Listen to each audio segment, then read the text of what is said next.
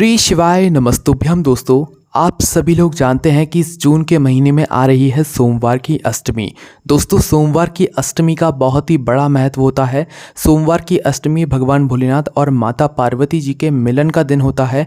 और सोमवार की अष्टमी साल में बस 3 से 4 ही पड़ती हैं, बहुत कम पड़ती हैं। और जिस दिन पड़ती हैं, जब भी जिस महीने में पड़ती हैं, उस दिन का एक बहुत ही बड़ा और विशेष महत्व होता है। और सोमवार की अष्टमी के दिन किया गया कोई भी उपाय, कोई भी ऐसा कार्य जो कि भगवान भोलेनाथ का प्रसन्न करने का हो, उसका जो फल आपको मिलता है वो बहुत ही जल्दी और बहुत बड़ा होकर मिलता है। तो आज की इस वीडियो में हम आपको सोमवार की अष्टमी के कुछ ऐसे उपाय बताने वाले हैं जिन उपायों को करके आप अपने जीवन से सारे प्रकार की दुख और समस्याओं को दूर कर सकते हैं, अपनी मनोकामना को पूर्ण कर सकते हैं। तो दोस्तों, इस जून के महीने में सोमवार की अष्टमी किस दिन है, सबसे पहले हम लोग वो जान लेते हैं। इस जून के महीने में सोमवार की अष्टमी 26 जून 2023 को है, जिस दिन है सोमवार और अष्टमी तिथि उस दिन पड़ रही है। तो ये हो गई है सोमवार की अष्टमी, मतलब 26 जून 2023 को है सोमवार की अष्टमी। अब इस सोमवार की अष्टमी को कौन कौन से ऐसे विशेष उपाय हैं जो कि आपको करना चाहिए अपनी मनोकामना पूर्ति के लिए, शादी विवाह के लिए, या किसी प्रकार की दुख और समस्या के लिए, अपनी रोग और बीमारी के लिए, आप अपनी इच्छा अनुसार इन उपायों को कर सकते हैं। चलिए दोस्तों, सबसे पहले उपाय के बारे में बात करते हैं जो कि आपको इस सोमवार की अष्टमी के दिन करना है। और यह उपाय आप अपनी सभी प्रकार की समस्याओं के लिए कर सकते हैं। और यह उपाय सोमवार की अष्टमी का सबसे बड़ा उपाय है। जिस उपाय को जिसने भी किया है उसको 3 महीने के अंदर फल मिला है, या इस सोमवार की अष्टमी को आपने जो उपाय किया है, अगले सोमवार की अष्टमी तक आने तक आपकी वह मनोकामना या जिस कामना के लिए आप ये उपाय करोगे वो आपका वह काम ज़रूर हो जाएगा। ठीक है, तो इस उपाय में आपको करना क्या है, कौन सी सामग्री चाहिए वो आप लोग सुनिए। देखिए, इस उपाय को आपको सोमवार की अष्टमी के दिन प्रातःकाल सुबह सुबह करना है। ठीक है, करना क्या है दोस्तों, सबसे पहले आपको इस उपाय में 31 चावल के दाने लेना है। कितने? 31, 30 और 1 है ना, कितने हो गए? 31। 31 चावल के दाने, 31 हरे मूंग के दाने, जो बिल्कुल सैगे सैगे होते हैं ना, दाल नहीं चाहिए हमें हरे मूंग की। हरे मूंग के जो दाने अलग ही होते हैं, पूजन में इस्तेमाल होते हैं। तो 31 ही हरे मूंग के आपको दाने लेना है। उसके बाद में 31 बेलपत्र आपको लेना है। कितनी? 31 बेलपत्र आपको लेना है। ठीक है, साथ ही में अपने साथ थोड़ा सा पीला चंदन या कोई सा ऐसा चंदन रख लेना जो आप अपने हथेली में घिस कर लगा सको। ठीक है, तो ये सभी सामग्रियाँ, चीज़ें आप लोग इकट्ठा करके रख लो। 31 बेलपत्र, 31 चावल के दाने, 31 हरे मूंग के दाने। ठीक है, और थोड़ा सा चंदन अपने साथ में रखकर सोमवार की अष्टमी के दिन भगवान शिव जी के मंदिर पहुंच जाओ। देखिए, वैसे इस उपाय को सुबह सुबह प्रातःकाल ही करना है। अगर ना कर पाए, बहुत कोशिश कर ली आपने, नहीं हो पाया सुबह सुबह, तो फिर उस स्थान पर आप शाम के समय प्रदोष काल में इस उपाय को कर सकते हैं। ठीक है, तो कोशिश यही कीजिएगा कि आप इस उपाय को सुबह सुबह ही कर लें, है ना, क्योंकि सुबह करने का विशेष फल मिलता है। तो आपको करना क्या है, 31 चावल के दाने, 31 हरे मूंग के दाने, 31 बेलपत्र लेकर भगवान शिव जी के मंदिर पहुंचना है। इसके अलावा जो भी आप सामग्री लेकर जाना चाहें भगवान शिव जी की पूजन अर्चना के लिए, 1 लोटा जल वगैरह, बेलपत्र वगैरह अलग से जो लेकर जाना चाहें वो लेकर जा सकते हैं। तो दोस्तों, आप भगवान शिव जी की पूजन अर्चना के लिए जो भी सामग्री लेकर आए हैं, बेलपत्र, फूल, 1 लोटा जल, वो आप बाद में शिव जी की पूजन अर्चना के लिए उपयोग कीजिएगा। ठीक है, पहले आपको उपाय करना है, उसके बाद आपको शिव जी की अपनी तरफ से जो आप अलग से पूजन अर्चना करना चाहते हैं वो आप बाद में कीजिएगा, क्योंकि यह जो उपाय है ये शिव जी की चौखट से शुरू हो जाता है। ठीक है, तो इस बात का आप लोग विशेष रूप से ध्यान रखिएगा। तो सबसे पहले आपको करना क्या है, भगवान शिव जी के मंदिर पहुंचकर भगवान शिव जी के मंदिर का जो प्रांगण होगा, शिव जी की चौखट पर आप आ गए, आकर आपको वहां पर रुक जाना है। शिव जी की चौखट से यह उपाय शुरू हो जाता है। ठीक है, तो शिव जी की चौखट पर आप लोग आ गए। शिव जी की चौखट पर आकर अब अपने वह 31 चावल के दाने आप लोग निकाल लो जो आप घर से गिनकर लेकर आए हो। ठीक है, ये सभी सामग्रियां आप लोगों को घर से गिनकर लेकर आनी है, घर से तैयार करके लेकर आनी है। ठीक है, तो 31 चावल के दाने आपको घर से लेकर आने हैं और 31 चावल के दाने भगवान शिव जी की चौखट पर आकर आपको समर्पित कर देने हैं। ठीक है, 31 चावल के दाने भगवान शिव जी की चौखट पर आप किसी भी साइड समर्पित कर सकते हैं, कोई दिक्कत नहीं है। और जब आप लोग ये 31 चावल के दाने भगवान भोलेनाथ की चौखट पर समर्पित कर रहे हो, तो उस स्थान पर आपको अपने मन की कामना अब मन ही मन स्मरण करनी है। जिस कामना के लिए या जिस भी काम के लिए आप इस उपाय को कर रहे हैं, आपको वह काम का स्मरण इन 31 चावल के दानों को मतलब शिव जी की चौखट पर समर्पित करते समय मन ही मन ध्यान कर लेना है, ठीक है। भगवान शिव जी को एक भाव से बोल देना है। 31 चावल के दाने भगवान शिव जी की चौखट पर चढ़ाने के बाद अपनी कामना बोलने के बाद आपको मंदिर के अंदर प्रवेश करना है। प्रवेश करने के बाद आपको आना है नंदी बाबा के पास में। शिव जी के पास में अभी नहीं जाना है, पहले आना है नंदी बाबा के पास में। नंदी बाबा के पास में आ गए। अब नंदी बाबा का हमेशा एक पैर उठा हुआ होता है, आपने देखा होगा। तो आपको करना क्या है कि उस उठे हुए पैर के पास में अपने 31 हरे मूंग के दाने निकालना है जो आप घर से गिनकर लेकर आए हैं। इन 31 हरे मूंग के दानों को आपको उस उठे हुए पैर के पास रख देना है नंदी बाबा के, ठीक है। रख दिया आपने, वहाँ पर भी आप नंदी बाबा से प्रार्थना कर लीजिए। प्रार्थना करने के बाद अब आपको उठना है और आना है भगवान शिव जी की शिवलिंग के पास में।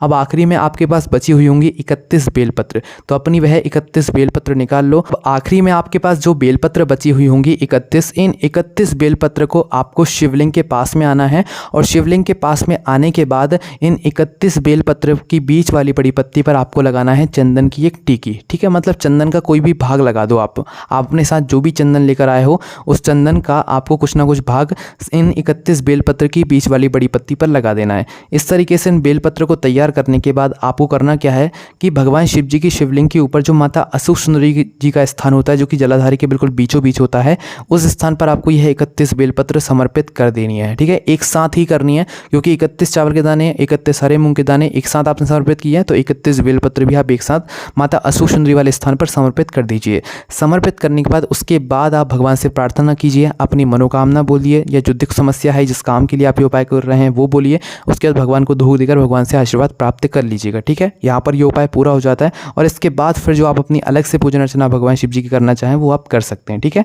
तो ये था 31 हरे मूंग चावल बेलपत्र का उपाय, इसे आप जरूर कीजिएगा। चलिए दोस्तों अब बात करते हैं अगले उपाय के बारे में जो कि है सरकारी नौकरी पाने का। दोस्तों अगर आपकी नौकरी नहीं लग रही है, आप बहुत परेशान हो चुके हैं, आप नौकरी के लिए इंटरव्यू दे देकर थक चुके हैं, परीक्षा दे देकर थक चुके हैं, तो उस स्थान पर दोस्तों नौकरी के लिए किया जाने वाला यह वाला उपाय इस सोमवार की अष्टमी को 26 जून को ज़रूर कीजिएगा। करना क्या है दोस्तों, इसमें आपको क्या करना है, 7 बेलपत्री लेना है। कितनी? 7 बेलपत्री लेना है और सुबह सुबह प्रातःकाल ही आपको इस उपाय को भगवान शिव जी के मंदिर में जाकर करना है ना। तो अपनी 7 बेलपत्र लेकर साथ ही में आपको केसर लेकर भगवान शिव जी के मंदिर जाना है, जो केसर का चंदन होता है वो लेकर जाना है, ठीक है। तो 7 बेलपत्र और यह चंदन लेकर भगवान शिव जी के मंदिर पहुंचना है।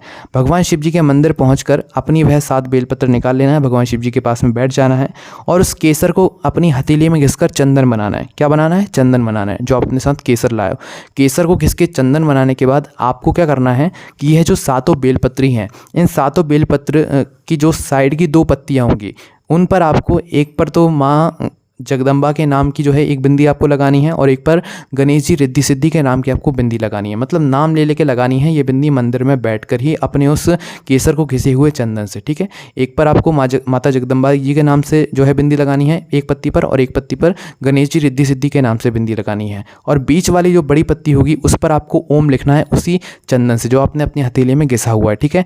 इसी प्रकार से जो है आपको 7 बेलपत्री पर यह काम करना है। 7 बेलपत्री पर यह काम करने के बाद आपको करना क्या है कि इन 7 बेलपत्र को भगवान शिव जी की शिवलिंग के ऊपर समर्पित करना है। कहाँ पर? भगवान शिव जी की शिवलिंग के ऊपर समर्पित करना है। ऊपर समर्पित करने के बाद इन बेलपत्र को वहाँ पर कम से कम 1 से 2 मिनट या 2 से 5 मिनट तक समर्पित रहने दो, जब तक आप भगवान शिव जी के पास में बैठकर श्री शिवाय नमस्तुभ्यम का जाप कर लो।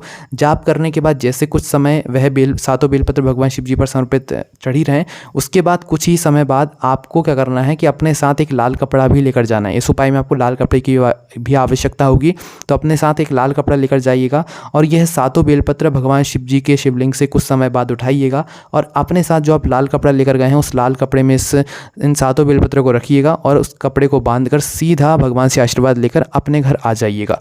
इस कपड़े में भगवान भोलेनाथ का आपके लिए आशीर्वाद रहेगा। इस कपड़े को आप अपने घर में रखो ताकि आपके घर में आपकी ओर भगवान भोलेनाथ का आशीर्वाद रहे, आपके घर परिवार के ऊपर आशीर्वाद रहे, या अपनी दुकान में या अपने व्यापार वाली जगह पर रखो आज, जिससे कि आपकी दुकान भी अच्छी चलेगी, आपका व्यापार भी अच्छा चलेगा। और जो लोग इस उपाय को नौकरी के लिए कर रहे हैं भाई, वो इसे अपने घर में रखें ताकि वो जब अपने घर से पेपर देने के लिए जाएं या इंटरव्यू देने के लिए जाएं या नौकरी के किसी भी प्रकार के काम के लिए जाएं तो उसमें वो सफल होकर लौटें, ठीक है। तो यह उपाय आपकी नौकरी के लिए है, व्यापार को बढ़ाने के लिए, दुकानदारी को बढ़ाने के लिए आप ज़रूर करके देखिए। चलिए दोस्तों अब हम बात करते हैं अगले उपाय के बारे में जो कि आपको इस सोमवार की अष्टमी के दिन ज़रूर करना है। दोस्तों अब जो हम आपको उपाय बता रहे हैं ये आपके विवाह के लिए है और विवाह के हम आपको 2 ऐसे उपाय बताएंगे जो कि कोई जिस लड़का लड़की का विवाह नहीं हो रहा हो वो स्थान पर रहकर इस उपाय को करेगा तो उसका विवाह पक्का हो ही जाएगा। इस उपाय में आपको करना क्या है, जिस बच्चा बच्ची का विवाह नहीं हो रहा है उसे माता अशोक सुंदरी वाले स्थान पर जाना है, मतलब भगवान शिव जी के मंदिर प्रातःकाल सुबह सुबह जाना है, या थोड़े देर हो भी जाए तो भी कोई दिक्कत नहीं है। भगवान शिव जी के मंदिर पहुंचकर आपको अपने साथ में हल्दी लेकर जाना है। जिस बच्ची का विवाह नहीं हो रहा है उस बच्चे को लेकर जाना है, उसी के हाथों से उपाय करवाना है। तो माता अशोक सुंदरी जी के स्थान जो शिवलिंग पर होता है जलाधारी के बिल्कुल बीचों बीच, उस स्थान पर आपको अपने उस बच्चे के हाथ से 7 हल्दी की बिंदी लगवानी। कितनी? 7 हल्दी की बिंदी लगवानी है।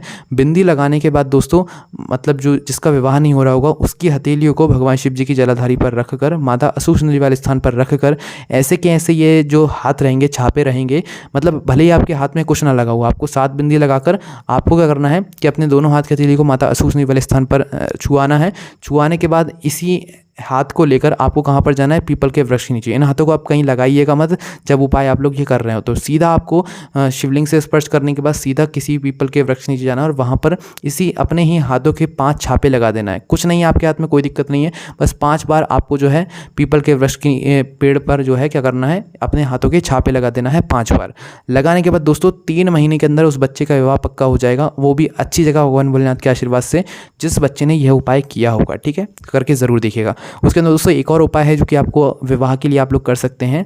इस उपाय में आपको करना क्या है, जिस बच्चा बच्ची का विवाह नहीं हो रहा है उसे अपने हाथ से एक लाल फूल लेना है, उस लाल फूल में चंदन लगाना है। चंदन लगाने के बाद दोस्तों उसे आपको माता अशोक सुंदरी जी के स्थान पर समर्पित कर देना है। जिसका विवाह नहीं हो रहा है उसे अपने हाथों से इस लाल फूल में चंदन लगाकर माता अशोक सुंदरी जी के स्थान पर मतलब जलाधारी के बीचों बीच समर्पित कर देना है, जिससे कि उसका विवाह जो है वो 3 महीने के अंदर पूर्ण हो जाएगा। उसके बाद में दोस्तों एक आखिरी उपाय हम आपको बताएंगे।